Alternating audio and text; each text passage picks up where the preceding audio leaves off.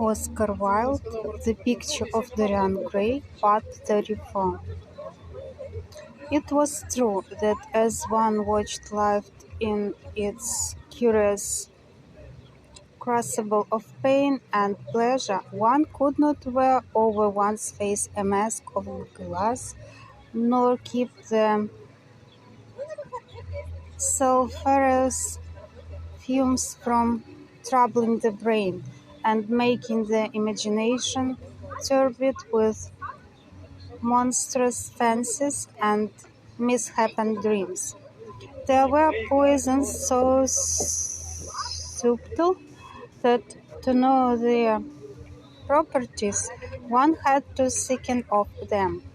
There were melodies so strange that one had to pass through them if one sought to understand their nature. And yet, what a great reward one received! How wonderful the whole world became to one!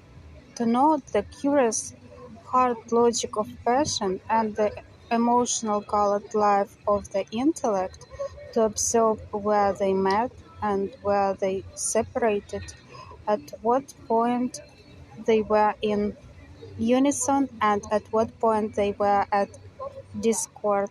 There was a delight in that. What matter what the cost was? One could never pay too high a price for any sensation. He was conscious, and the thought brought a gleam of pleasure into his brown, aged eyes, that it was through certain words of his, musical words, said with musical utterance, that Dorian Gray's soul had turned to this white girl and bowed in worship before her. To a large extent, the lad was his own creation. He had made him premature. That was something. Ordinary people waited till life disclosed to them its secrets. But to the few, to the elect, the mysteries of life were revealed before the veil was drawn away. Sometimes this was the effect of art, and chiefly of the art of literature, which dealt immediately with the passions and the intellect. But now and then a complex personality took the place and assumed the office of art, was indeed in its way a real work of art, life having its elaborate masterpieces just as poetry has, or sculpture or painting. Yes, the lad was premature. He was gathering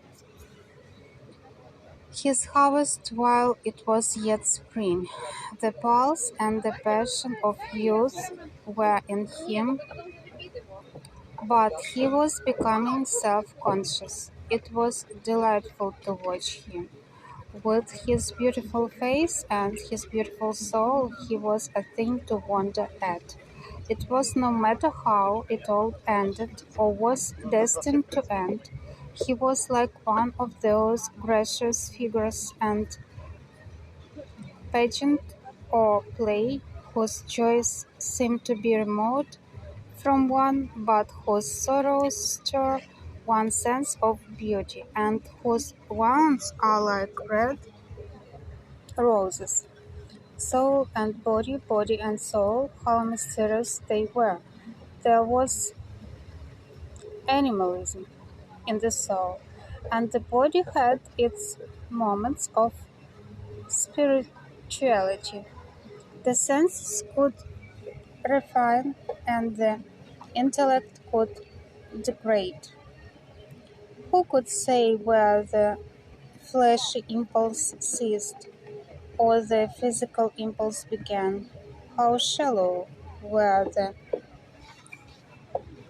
arbitrary definitions of ordinary psychologists, And yet how difficult to decide between the claims of the various schools.